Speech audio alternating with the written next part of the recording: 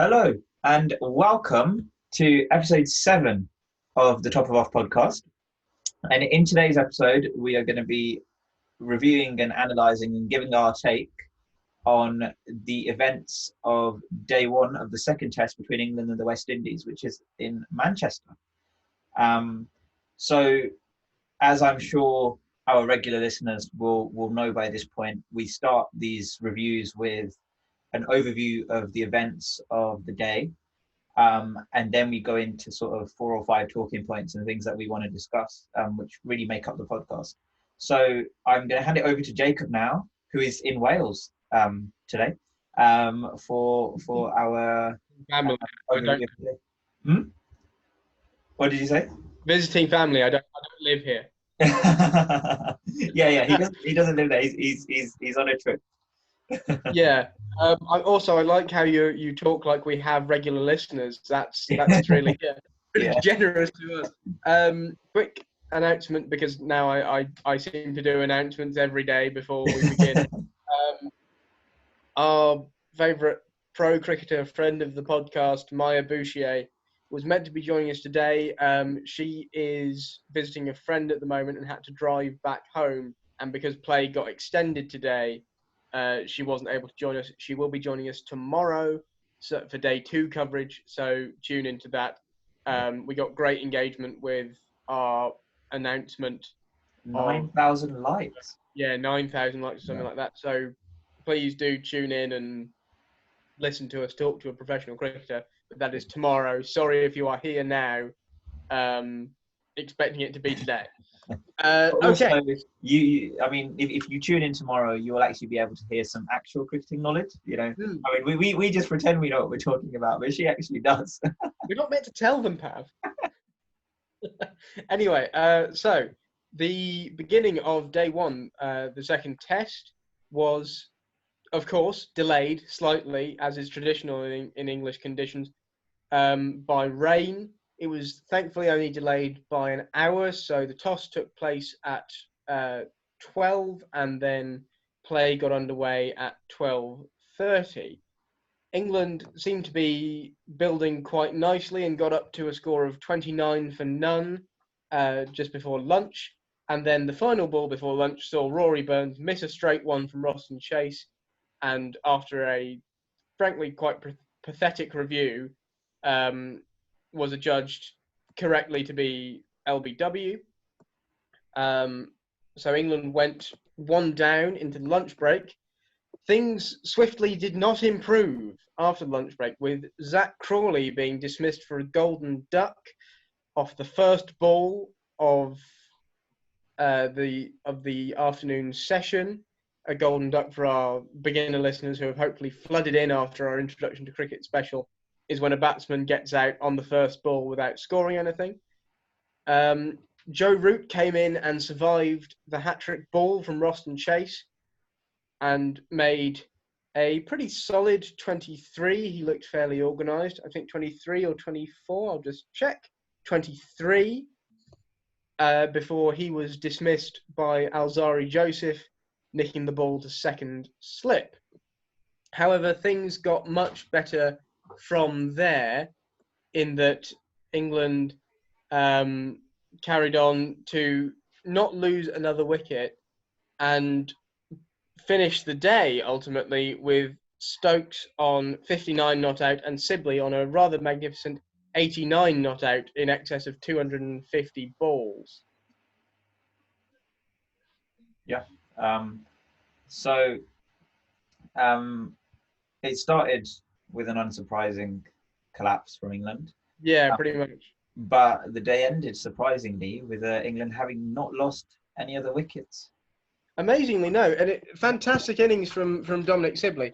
What I failed to mention, of course, in my infinite forgetfulness, was that things really got off to a bad start for England. Yeah. Even before the rain delayed toss and so on, in that Jofra Archer was announced that he was being excluded from this test and excluded from selection because he had, initially it was announced that he'd mysteriously breached biosecurity protocols. Obviously, the teams have been heavily isolated, and the whole reason this series can go ahead is because both Southampton, where they played the first test, and Manchester have hotels attached to the ground, and they've created this, quotes, biosecure environment where there is definitely no COVID. It was later revealed, after he'd made a statement and apologised, that Jofra Archer, on the way from Southampton to Manchester, travelling up, because they all travel individually by car as opposed to on a bus together, because of they're coming from all over the country, and where do they leave their cars and so on. So they all drive themselves. And effectively, in going to Manchester, he took a detour about an hour in the other direction to go and visit his family in Hove for an undisclosed reason.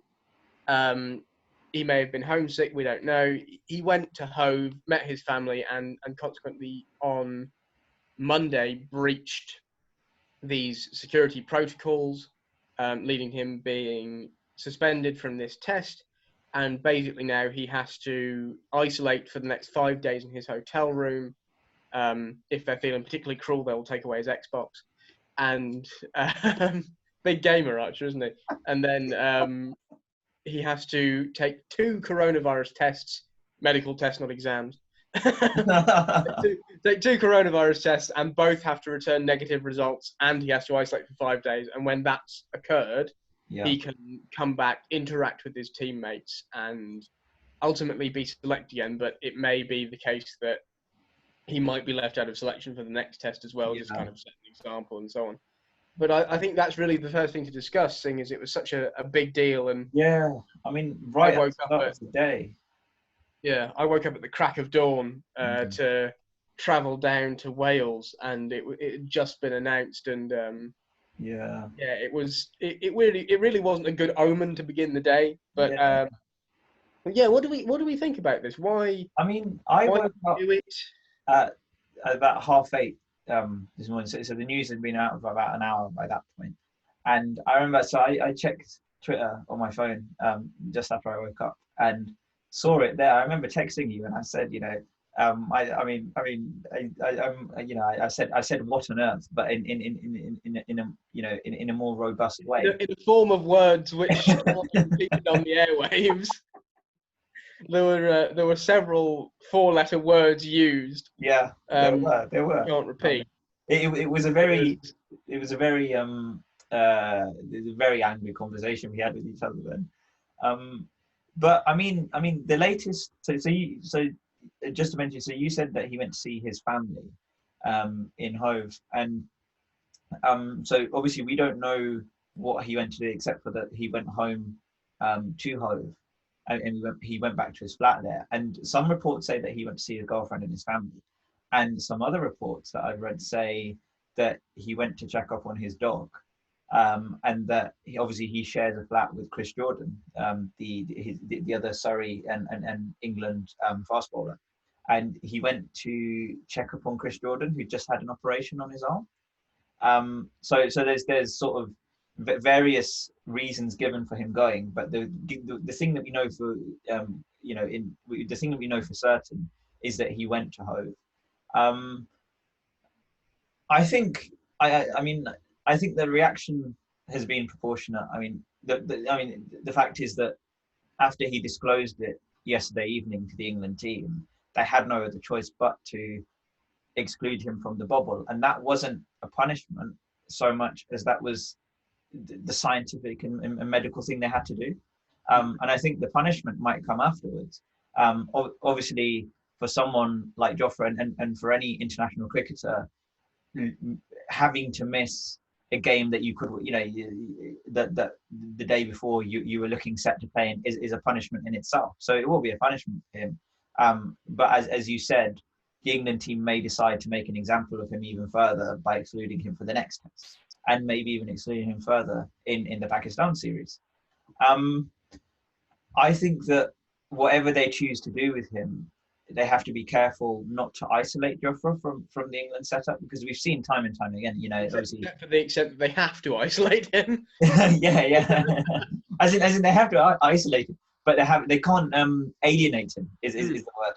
They can't alienate him from the England setup, because we've seen that before with how England managed players who sort of who are more outspoken than others. So obviously the Kevin Peterson fiasco and the whole saga that happened with KP back at the start of this decade, or the start of the last decade, was the biggest example of how they really mismanaged one of their brightest prospects. And obviously, Jofra is a very bright prospect. It's just that he did something yesterday he did something early in the week that you can't excuse, because the rules are there for a reason. There's a 74-page booklet that England have of the rules that they need, that all the players and everyone involved in the game has to follow. And he didn't follow that. So obviously he has to isolate, and the punishment will be there. And I mean, it will be deserved. But at the same time, they have to make sure that once all is said and done, and once the appropriate action has been taken, they don't let that fester, because that can easily turn into a situation like we saw with Kevin Peterson, where it leads to one of the brightest young prospects or one of the brightest prospects for English cricket just leaving the game and saying, well, forget this, I've had enough of this.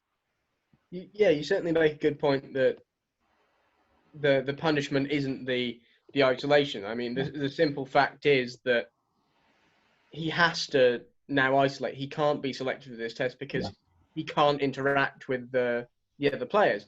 In terms of the how proportionate the response is, first of all, I think the response from management and so on isn't finished. As you said, the punishment may come later, and I think we'll have to wait for that to adjudge how proportionate it has been, because I don't think it'll be necessarily a good thing if he can make this error and then just walk back into the test side. Oh yeah. It's the England team. There's a certain standard, and that applies off the field as well. I mean, I think some of the public response and the media response, basically the old stuff that they dredge up about Jofra Archer, he doesn't care, he doesn't have the right attitude, he's not got the work ethic. That's all, we've covered that in previous episodes, and it's just not true. He is a fantastic talent, and he does work hard, and everyone has off days. Yeah. At the same time, the more accurate response, I feel, has been people like Michael Vaughan, who said, he's done a very silly thing and it's very stupid. Yeah. And he has to take responsibility for it, and he has. But we can't, as much as we can forgive him, we can't kind of forget this easily.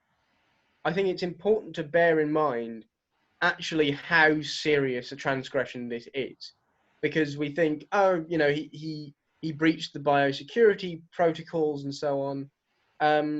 First of all, just from an England perspective and a cricket perspective, if he asymptomatically contracted COVID, and bear in mind, there is a 2-day period between him doing this and him disclosing it when he basically had to, where he's interacting with his teammates, they're continuing as normal. So first of all, if he contracts COVID and spreads it in the England camp, then the first and immediate problem is it could shut down this test series and potentially the series against Pakistan. It can set all this effort to bring cricket back. That's the first thing. The second and even more serious thing comes from the West Indies perspective. If Jofra hadn't disclosed this, which thankfully he did, but the level of seriousness is, if he had gone on to play in this test, or if in that 2-day period he interacted at all with the West Indies players, and he had COVID asymptomatically and then they got it asymptomatically, one of them, a lot of them are from Barbados, one of them goes back to Barbados after this series, asymptomatic with COVID, and suddenly a country which has had pretty much no COVID issues, pretty much no deaths, suddenly that nation becomes infected and it can spread. And that's, while we've kind of adapted to it and the new normal has become a thing, we have to remember we're still in the pandemic, and it's extremely serious what he's done, because in the absolute worst case scenario, and thankfully it's pretty clear we've not got there, people not entirely not connected with cricket, and a whole nation which has been largely untouched by this horrendous pandemic could have a serious issue. But thankfully that's not happened, and he's disclosed this, and it seems like he's not got it, and no one in the England team has got it. So, but I think while we can definitely forgive him, and ultimately it's no harm done, it has to be impressed upon him and everyone else exactly how serious this is. But it doesn't mean, as you say, we should do a sort of KP and boot him in disgrace from the national team and watch him go off and make millions in the IPL and never play for England again. That's not proportionate at all. Yeah, definitely. And the other thing to say is that, I mean, it's as I said, it's inexcusable what he did. But for a lot of people saying, that, yeah, especially a lot of people commenting on social media saying, oh, it shows a lack of respect for the team. He doesn't care about his teammates. He doesn't care about the game. We don't know why he went back home. There could have been something there, and obviously he still shouldn't have gone back home. But obviously it's very quick to jump to judgment. If you have if you're not in the individual you're judging shoes, and also if you don't know the reasons behind why they took the actions they did, and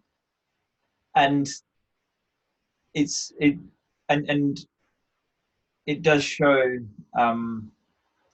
that, I suppose, the English public, especially the proportion of the English public that follows cricket, but also the media when it comes to cricket and sport, and not just cricket. They do this with football and a lot of other major sports as well. The media are very harsh on players if they fall short of the standards that are set, and I suppose you could argue that this is just them holding these players to account, but at the same time, what it also does is probably inflame the issue more than it should be. And this is a very serious issue, but because it's so serious, it should be handled by the team, and it should be handled with the gravity that it deserves. And being sensationalist and saying, oh, he doesn't respect his teammates, he's never cared about the game, he just in it for the money and things like that. They take away from the gravity of what's actually happened. And I suppose obviously there just needs to be this calming down of everybody, and calming down of these reactions, and just holding back from making these judgments. Well, we talked about this when the selection debate was going on in the last test, and I think it's important for the media and the public to hold these players to a standard, and there is a certain standard of professionalism expected, which Archer has breached. But again, what happens a lot, and this was clear in the selection debate and also in this, people like Archer, who are, let's not forget, relatively inexperienced in the international game, young guys, he's 24, and kind of new to this-ish, obviously, get compared with people like Anderson and Broad, who are in their mid to late 30s, have been around the block a million times, have all this experience. And you can't hold those guys to exactly the same standard. Oh, yeah, definitely. And fair enough that Jofra may well have been homesick. He's a 24-year-old kid. He very clearly, if anyone follows his social media pages or anything, he very clearly adores his dog. And so if something was wrong with his dog, he probably would have rushed home. Yeah. We don't know. And also England are fantastically lucky, luckier than the West Indies in the case of Shannon Gabriel's injury, which we'll cover a bit later. Yeah. England are fantastically lucky that even though Wood and Anderson, so they're England's all-time leading wicket taker and their fastest bowler, have been rested, and Archer's been suspended. So their three frontline bowlers from the last test are all out, and they can still put up a damn good test bowling attack in reserve. So you can't name many teams which, if you took out their front three bowlers, they'd be able to bring in guys of the caliber of Broad, Wokes, and Curran. Oh yeah, definitely. And England's strength in depth is going to be their advantage in this test. I suppose the other thing to say is that Broad and Anderson have been around the block, but let's not forget they've had their fair share of controversy, especially Stuart Broad over the course of his career. But I suppose it's just that, I mean, they were victim, or they were not victim, I suppose, but they did face the same amount of criticism, and they faced just as harsh criticism when they did what they did. And obviously they don't have any contact, and they can't have any contact with Archer over the next few days. But after he comes out from isolation, I suppose there probably will be conversations between him and Anderson and Broad and some of the other senior players in the team.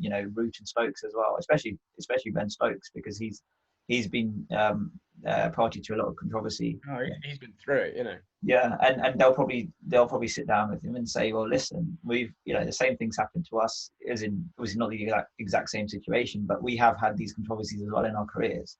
And there's nothing. Obviously, what's done is done now. You've apologized. You've faced the music. There's nothing much now that you can do to control public opinion except for keep on playing. And very quickly, when players are successful, the English media especially forgets about everything they've done wrong. Yeah. and they portray them in a golden light. And we're quite cautious to not do that because it does paper over the cracks slightly. But Yeah. if you take Ben Stokes as an example, and as you're saying, it's a great opportunity to kind of put an arm around a young player and get him through it. Yeah. If you look at Stokes, after that T20 World Cup final where he got smashed away, after the court incident and some of his earlier career stuff, there were people, exactly as there are now, saying Stokes doesn't have the right attitude. Yeah. He should never play for England again. And now he's the darling of all of England, the hero of Headingley. He's the BBC Sports Personality of the Year, first cricketer to do it since Flintoff, wasn't it? Yeah. It's amazing how a turnaround like this can happen. And you're right, how fickle fans and the media are in terms of papering over the cracks or forgetting past indiscretions when success comes someone's way. Oh yeah, definitely. And I think it is. I mean, I think ironically, this incident has the potential to be something that actually brings this team closer, because these senior players will sit down with Jofra. I mean, they definitely will sit down with Jofra, and it will be this valuable opportunity for them to say, well, listen, this is how you can learn from this experience. This is how we've learned from our experiences, and if anything, that will just strengthen the bond between this team. So actually, in the long term, the impacts of this incident will probably be positive. Okay, well, we've covered all the extensive field stuff. Let's move on to on the field, obviously. Yeah. So, stat for the day, as we seem to have one now. Dominic Sibley is the first England opener since Alistair Cook in 2018 in India to make successive 50s in successive either test matches or test innings. He's done both. He's in successive innings and successive test matches. Yeah. The first since Alistair Cook. I think before that it's a while. We've got a lot of these England opener stats first since Alistair Cook. Yeah. And they don't sound too impressive until you take into account that taking out Alistair Cook, it's been 8-10 years. It's been a while. It's been a long while. Sibley looking like he's going from strength to strength. We were a bit harsh on him after that duck on the first. Oh, we definitely were. I think actually we did that. We were the fickle media then, and we were far too harsh on him because we kind of questioned how solid he was. Clearly, he's a player who can bat and bat and bat for a long time. Oh, he can. He's a very, very traditional, and he's built in the mold of a very, very traditional opener. Today was a beautiful example of what we've been screaming out for as England fans for ages, which is proper traditional Test match batting. Yeah. And it made me quite sad to see people on the TMS live chat then turning around and saying, "Oh, Sibley's got to up the run rate. He's so dull." If we want to go back to the Jason Roy era of 20 runs in 10 balls and then ridiculously quickly out. No, it's again, it's that sort of when players are playing a bit too aggressively and a bit too positively and getting out, and making a quick 30 and then getting out, then there are always calls for we need a proper gritty opener. We need them to play sensibly, and when they do play sensibly, then it's can they score a bit more? But I think he's playing fantastically so far. I really dearly hope that tomorrow. I did have a look at the stats before we started recording this episode of the slowest Test centuries. The slowest English one they talked about today. Yeah, 329 balls, the slowest Englishman. Longer than that. Colin Cowdrey in 1957 at Okay. Edgbaston, I believe, 535 ball century. Oh, yeah. So Slow one. if Sibley reaches his if he reaches his century And tomorrow, hopefully he does. yeah, I hope, fingers crossed he does. It probably it's not going to be that long, but it's still. I mean, he's faced 240, 250 balls now. I mean, Yeah, so he's batted all day basically, and he's done what we've been crying out for. First ball to last, he's batted Yeah, all day. yeah, literally all day. And it's that sort of um, we've been crying out for years for England openers and it's England openers especially to be able to bat all day. But this English team to be able to bat all day, and they've shown that they can bat all day and not end the day 7 down. You know, they're 200 for 3, 207 for 3, and that's a brilliant position to be in. The one caveat to that, and then the one thing we should probably take with a pinch of salt, is that England have been looking quite fragile. And Carlos Brathwaite said this on TMS, and I agree with what he said, which is that the West Indies can't possibly bowl this badly tomorrow, or you know, so it's going to be tough, especially because they can take the new ball tomorrow. And if they do that, and they, you know, they're a bit fresher, they're in this frame of mind where, you know, they're saying, right, we're going to take wickets, you know, we're going to bowl right, we're going to get our lengths right, and we're going to aim to cause trouble for these English batsmen. Then we can easily, you know, this England lineup is still very fragile, so we could easily go from 200 for 3 to 200 for 7. I would really, really very much like to see Dom Sibley get his second Test match 100 for England. Definitely. He deserves it. He's done all the hard work, and he so deserves it. And I think he may well do it, kiss of death. But yeah, I think it was astutely observed, as you said on TMS, that I think in the last Test match England were something like 240 for 3, and then they ended up at 313 all out. So there is caution there. But it's a positive sign. And the pitch looks a lot less full of gremlins. The pitch looks fairly more regular. Yes, the new ball is coming on, but this old ball was still swinging away and was reversing slightly. Yeah, definitely. At the end of the day, so I think they've got their eye in. The biggest challenge will be starting again in the morning. I mean, just getting the eye back in, especially under different conditions, going to be a lot brighter in the morning as well. But I think it's important for England to kick on tomorrow and make it a 5-day match. Bat until lunch tomorrow, a little bit after lunch, if you can. Try and make 350, 400, and then stick the West Indies in while they're tired. The West Indies, yes, probably won't bowl like they did today, but remember, they chose to bowl in favourable conditions, and it didn't work out for them.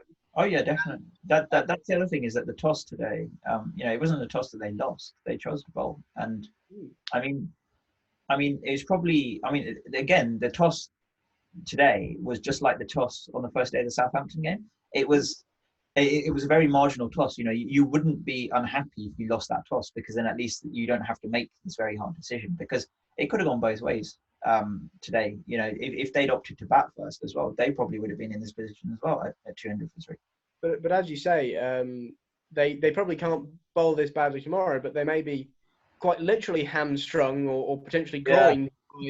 But we'll get in the sense that he's injured either his hamstring or his groin. He pushed through it a bit, but his bowling wasn't that great. It wasn't that great at all.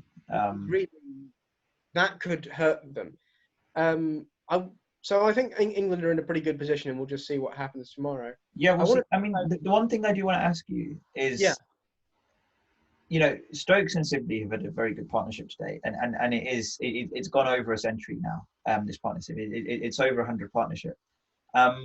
So does this show that England's problems with Test batting are more issues with the mentality than they are issues with skill and physicality?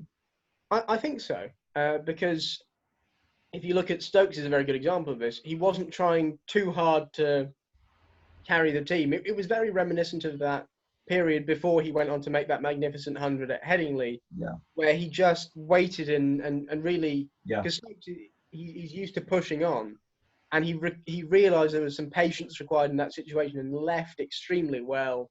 Was very, very patient, except when Roston Chase came on just before tea, in which case he dismissed him with disdain. over his head. But I was going to say that it's been very good. patient, but there's been flashes of that aggression. And you Both can have see that shots. they're both. I mean, but Stokes especially are now sort of itching to get to this period of the game and this period where the ball is just sort of old enough that they can just start pushing on and playing the shots that they want to play. Well, in that sense, the new ball might help them because the runs can tend to flow a bit more with the new ball. Yeah. Like a new ball, particularly. Also, Dom Sibley doing those 2 reverse sweeps were the funniest things I've ever seen. And if Roston Chase is not a big spinner of a ball, but if he had just not spun either of those deliveries, they would have gone straight into leg stump. Yeah. So they just turned past, thankfully. I want to talk about the wickets, though, and that's slightly related to the test batting fragility. Yeah. In terms of the wickets today, I think there's really only Zach Crawley's I think was particularly soft. Rory Burns just missed a straight one, but the thing we have to remember is Roston Chase, he just has a thing with Roston Chase. I think of the last 3 or 4 innings that Chase has... I think it's in the last 5 innings that Chase has faced Burns. He's dismissed him in 4 of them or something like that. Yeah. So Burns just has a bit of a thing with Chase, so I can kind of understand that. He's just got to be careful with it. It was a loose shot. He missed a straight one. As I like to say, his bat was in a different postcode, and it just hit him dead on. Yeah. I mean that was a very plumb decision. And it was a stupid review. I'll give you that. It was a terrible review. Yeah. It was rubbish. But that's beside the point. The root thing, I mean, cut the man some slack. He's had a child. Yeah. He's tired. He's not played cricket for a while. He's not played. I mean, and even he's not played Test cricket for a while. But also, this England team over the last week, and since he's been away, because I think he's been away for 2 weeks now, and this England team over the last 2 weeks have been able to train with each other, and obviously being at home and having to still take precautions. He won't have been able to train at the level that he expects. Yeah, he probably does have a setup at home that he can face a few balls and stuff, and he probably does have a bowling machine. But it's nothing like what the rest of the team would have been doing. So this is just, I mean, it is just rustiness for Joe Root. But I do have an interesting stat about Alzari Joseph. So Alzari Joseph, he's taken 13 Test wickets against England. 7 of those 13 Test wickets have come against a batsman with the first name Joseph. So he's taken Root 4 times now. Joe Denley, he's taken twice, and Josh Butler once. So yeah, it's very, very interesting. Joe Root did look quite organised, and for a man who hasn't played in a long time, he looked pretty good. And I think he'll only get better. The only soft one was Crawley. I mean, my God, Jason Holder is what, 6'5"? How do you not notice him at leg slip? How do you not see him? He just played it straight into his hands. It was just hold out. In fairness, Crawley was one of the best performers in the last Test. Oh yeah, and definitely. I'm sure he'll do. He didn't do particularly well in the first innings in the last Test. I'm sure he'll do much better in the second. I mean, the kiss of death there. Let's see. Otherwise, it's time to get Joe Denley back. So yeah, we were all thinking, oh, I could really do with him just sitting in for 100 balls for 30 here. But no, I don't think that will be necessary. Yeah. But yeah, I was pretty happy with England's performance today.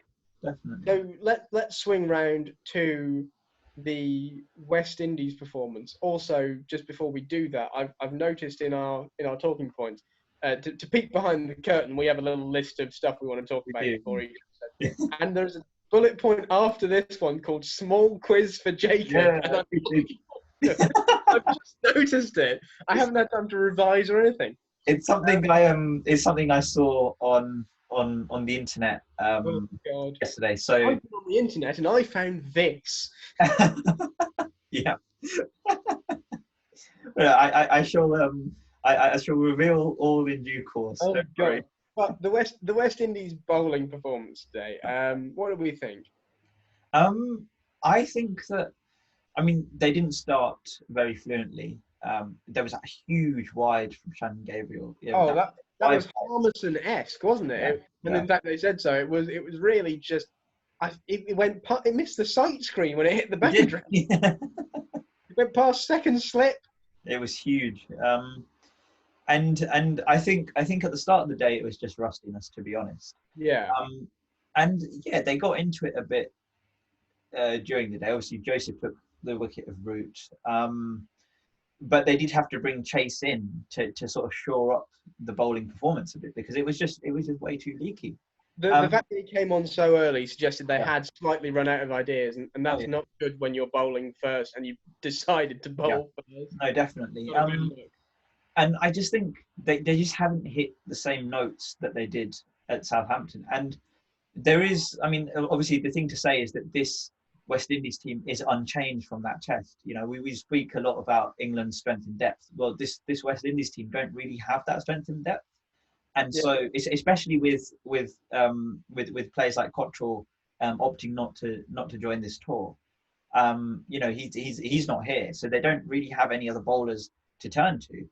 Um, and and so I think a lot of their performance today can be put down to this just this thing that they're tired, that because this is their second test match, and it's a very short turnaround, especially given that they haven't played international cricket for months. You know, the last time they played international cricket was in November, and they haven't trained. They haven't had any domestic competitions to keep their eyes in and keep their fitness up. So A is that they're tired, and B it's just that fact that they don't have the strength and depth to switch their squad around. Like, yeah, much was made of the fact that Anderson and Wood have been rested, just because obviously Anderson is 37 now and Wood is very injury prone. So they've been rested. The West Indies don't have that option. And I think Shannon Gabriel was the biggest example of that today. I mean, just before this tour, he came back from a very nasty ankle injury and he had to have surgery on it. And this is the Southampton test was the first real outing he had after that operation.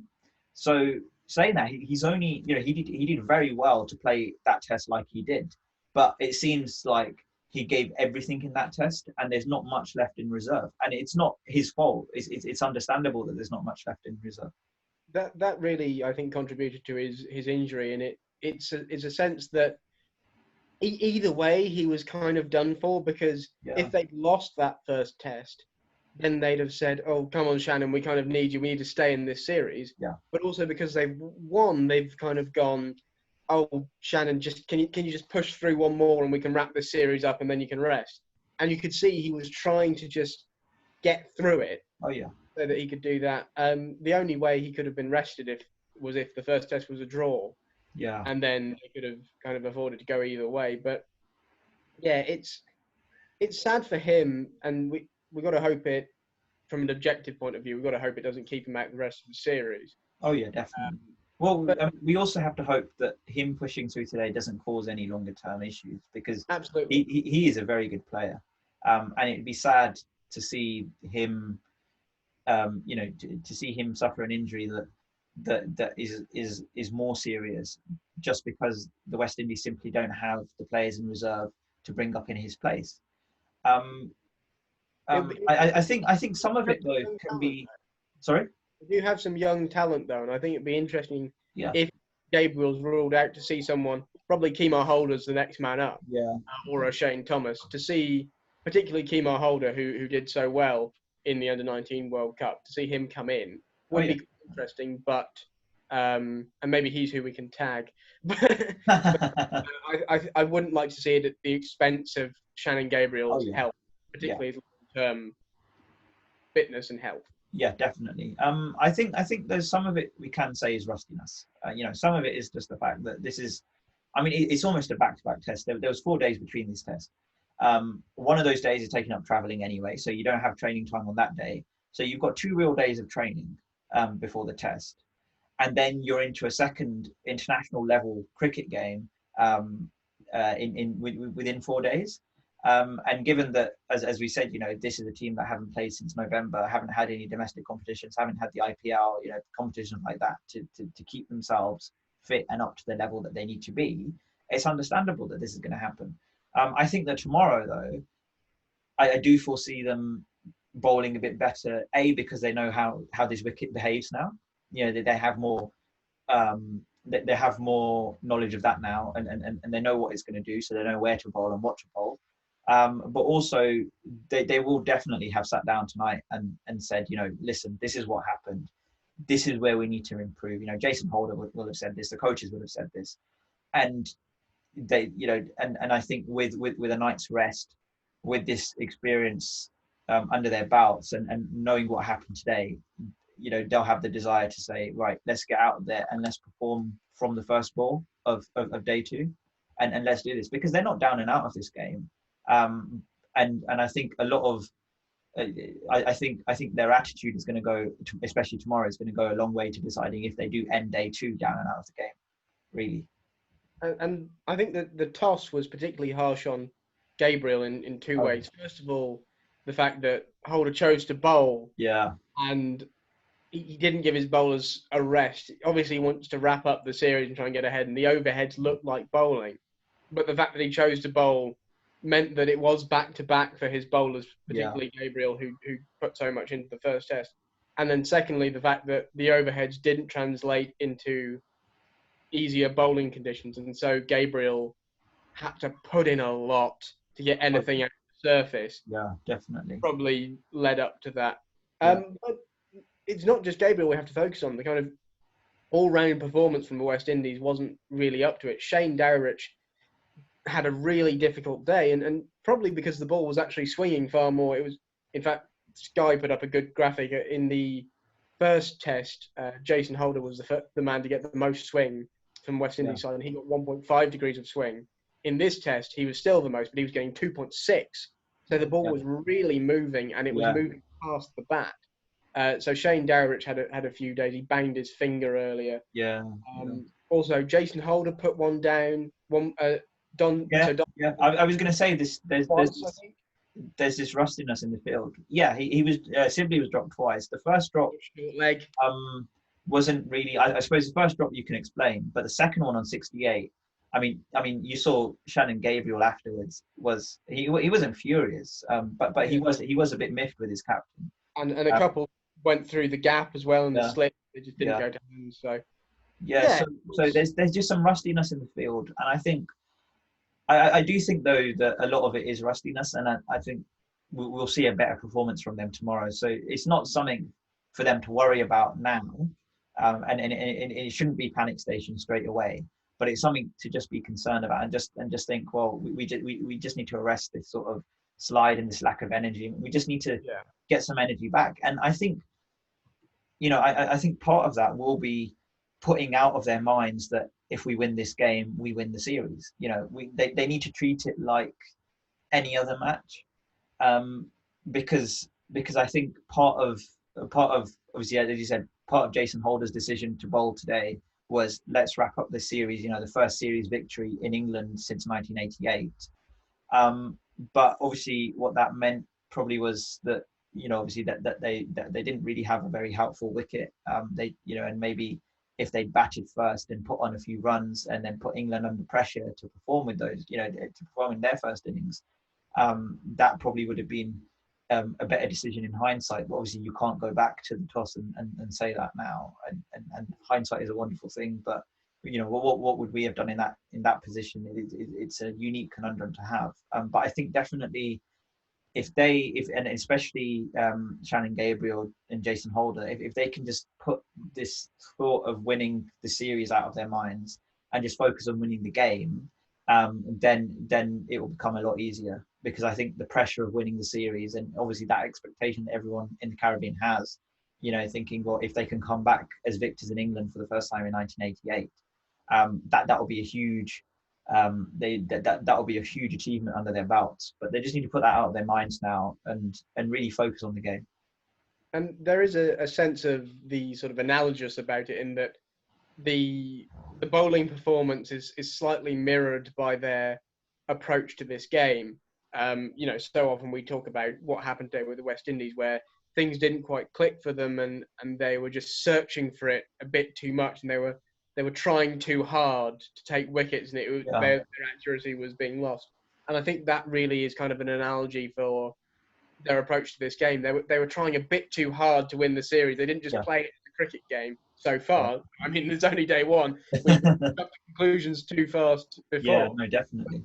So far, they're playing it in a way where they're really trying a bit too hard to hunt down the victory. Yeah, no, for sure. They're not just focusing on the basics and staying accurate and kind of letting it come to them. Yeah, no, for definite.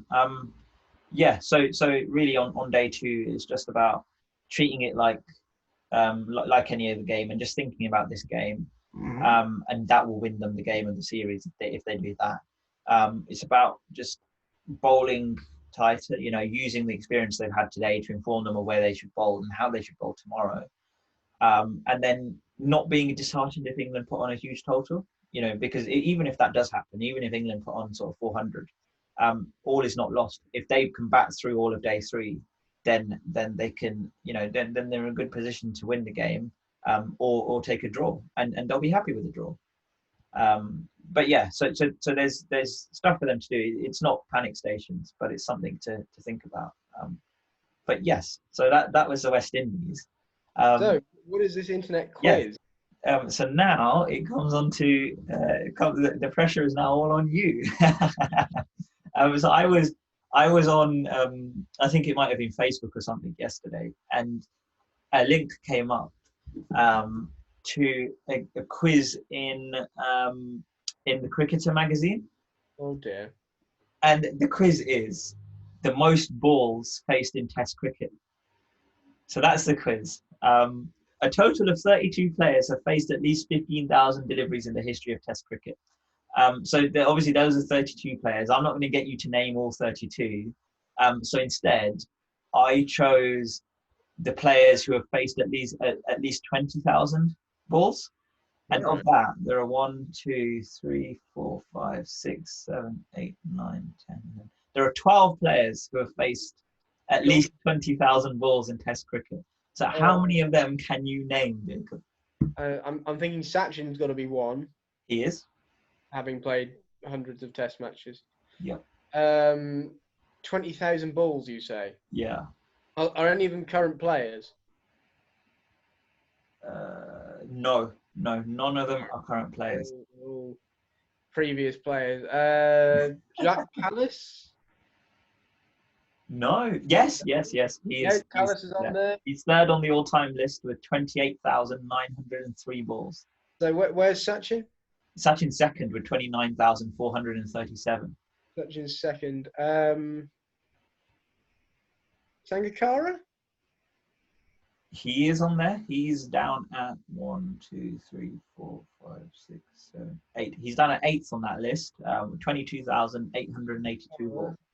Jai Wardner on there as well, Mahela Jai Wardner. Yeah, he's one above Sangakkara on 8 with 22,959. Okay. Alistair Cook, presumably. Cookie's on there. He's at number 6 on that list. 1, 2, 3, 4, 5. Yeah, 6 on that list. 26,562. Strauss? No, Strauss isn't on there. Oh.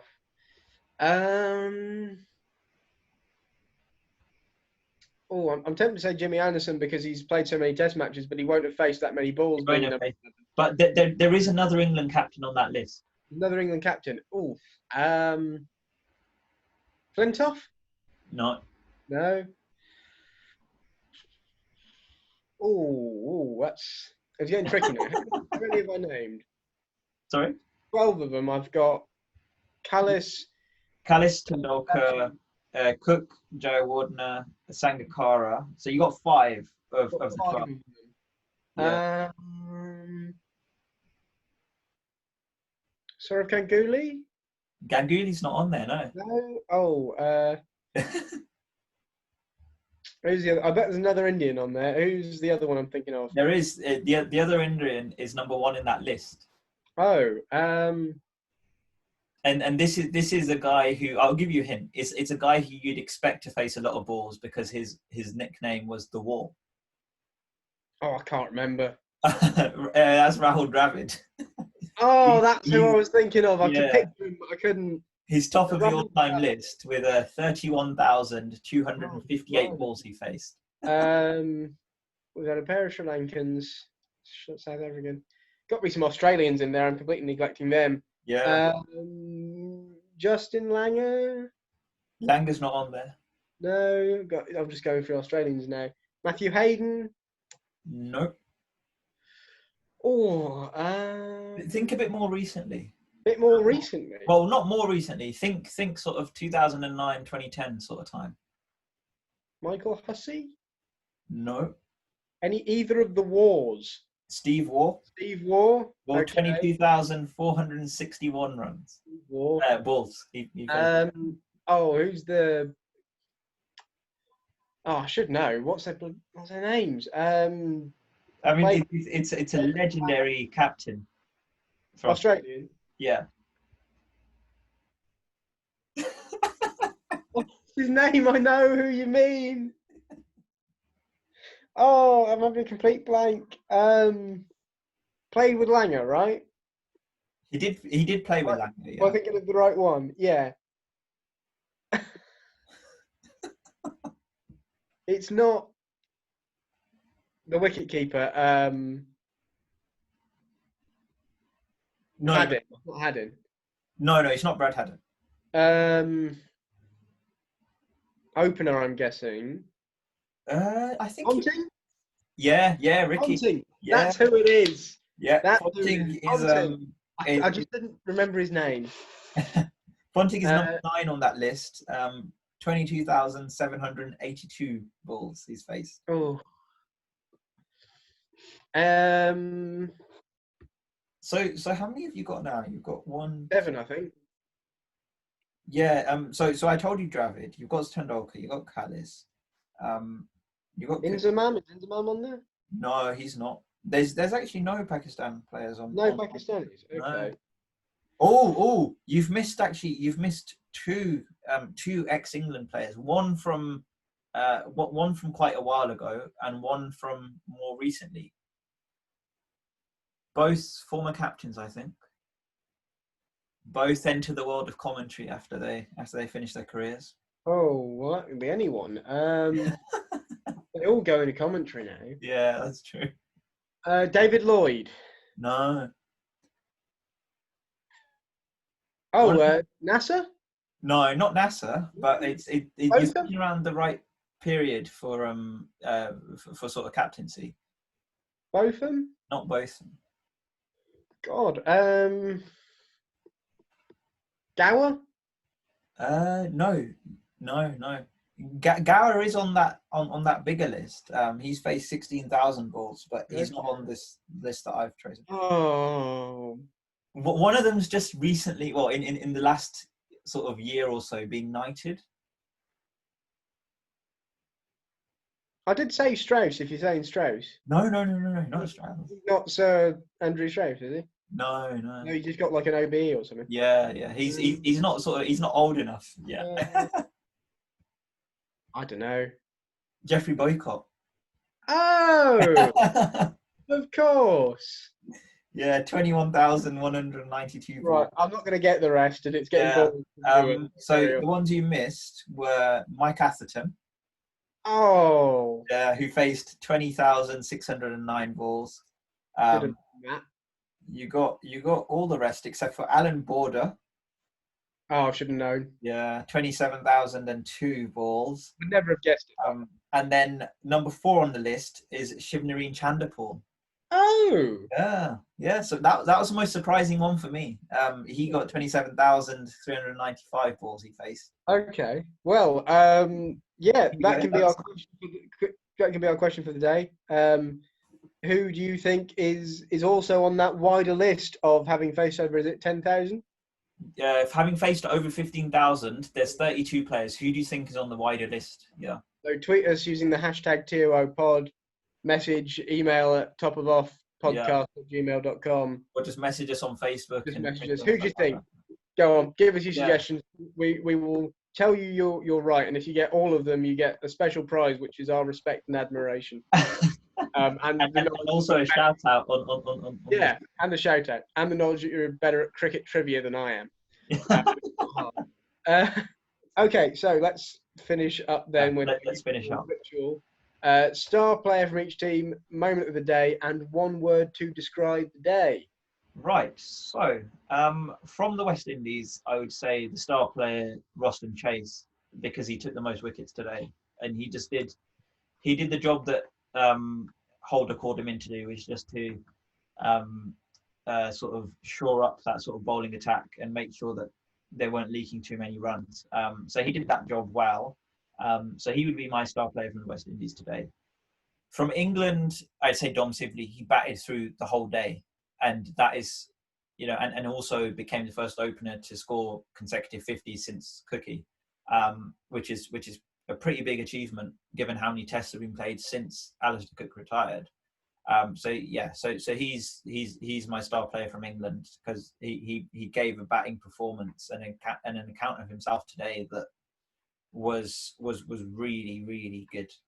And I just hope he makes a century tomorrow. But let's see what happens. My moment of the day was when Stokes comes down the wicket to Roston Chase and smacks him over his head for 6. And that was actually the first 6 of the whole series. Oh. Yeah. So that is my moment of the day because it showed this sort of aggression from England that is still there. Even though they played a very sensible and refined innings, there was still that aggression there, and there was still that sort of flashes of the Ben Stokes we know who can, who hit Nathan Lyon for 6 off a reverse sweep sort of thing. There's that aggression there. One word to describe the day: promising for England in terms of their batting performance and in terms of the fact that they're 200 for 3 for the first time in a while, which is pretty good, and they didn't take 4 wickets to reach 100 runs. They're not 200 for 3 for the first time in a while. They were in the last test. They just collapsed afterwards. Oh yeah, they did. But they're in a good. They're in a seeming. Yeah. They're in a good. There you go. That's yeah. You see how good my memory is there. But yeah, no. Promising is my word of the day. Promising. You've made my life both easy and boring in the sense of I agree with both your star players for exactly the same reasons. Yeah. Roston Chase did exactly what he needed to do and took two quite key wickets, and then Sibley is just he played so well today and batted the whole day, and that's massive respect to him. Batting 8 hours is just it's unbelievable. Yeah. So consequently, I'm going to cheat and take 2 moments of the day subdivided into sets of 2 moments. So I'm going to sort of cheat and get 4 moments of the day. Go on. My 2 moments of the day are the 2 times Sibley was dropped. If I'm being serious, because that's such a massive thing. He's now forming the backbone of a pretty serious England innings. So those 2 drops kind of changed the face of the game so far. Being more light-hearted, Sibley's 2 reverse sweeps. They are I love them. And the poor old awkward big man, he shed a lot of weight, but he's still not quite nimble enough to flick a reverse sweep through the onside. God, it was awful. Yeah. They were something else. Anyway, and then one word to describe the day: nicely poised. Poised is my word. Both the day and the game are now quite nicely. The day demonstrated great poise from Sibley, and now the game is poised using a homonym. The game is poised very nicely to carry on and be yet another fantastically exciting and hopefully 5-day game of Test cricket. Oh yeah, definitely. So, I mean, this series, if we can have the first 2 tests of this series both go to 5 days and both be very, very tense and very in the balance, which is what they're looking at, and what they're looking like at the moment, then we will have a very, very exciting series, and it will be sort of one of these. It will be a classic series, and it's going to be a memorable one anyway because of all the circumstances in which it's taken place. But I think if this test and the next test are just as balanced as the first test and just as tense as the first test was, they will go down as one of the classics that we replay in years to come, I think. And something we haven't mentioned much, actually, just quickly before we finish, the pitch and how that's working out and how we expect it to deteriorate. I bet Dom Bess will be salivating seeing a guy like Roston Chase, who is famous for being an off spinner who doesn't spin the damn ball and doesn't get it to move at all. A couple of his really ragged and turned and gripped on the surface and got a bit of bounce. So Dom Bess, who can turn the ball quite proficiently, will be looking very happily at, especially with a left armer in the team making foot marks for him outside the off stump. Yeah. Just on day 5, when the Windies will have to bat last, hopefully on day 5. Yeah. He'll be really excited about that prospect, I have no doubt. And I'm sure we will talk about him maybe tomorrow or the next day. So he's definitely going to come up in our conversation. But yeah, that's for later on in the match. So before we finish, reminder that the question we have for you guys is, can you name any of the other 20 players who have scored over 15,000, who have faced over 15,000 test balls? And if you can, tweet into us at #TOOpod, email us at toffleboffpodcast@gmail.com, or just message us on Facebook and stuff. And we will tell you if you're right, and we will give a shout out to the best performance of the people who've got the best scores on that quiz.